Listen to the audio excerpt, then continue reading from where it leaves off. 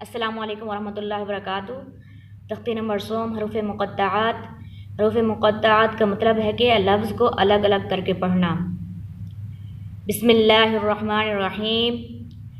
अलिफ के बाद जो लाम आ रहा है, लाम के ऊपर है मद, इसको बोलते हैं बड़ी मद, और ये 5 उंगलियों के बराबर लंबी की जाती है। जितना हम अपने उंगलियों को लंबा खोलेंगे उतना ही इसको खींचेंगे। अलिफ लाम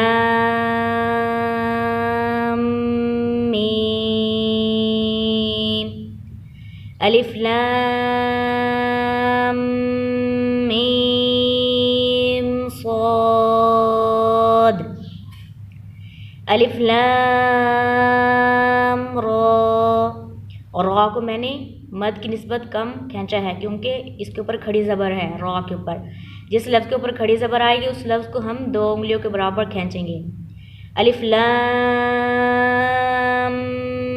मीम रा। काफ हा या आइन सॉद। तोहा तोसीन मीम तोसीन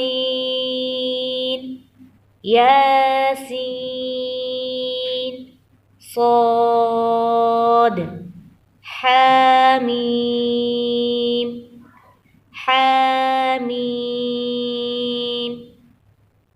आइन सीन क़ाफ क़ाफ नून।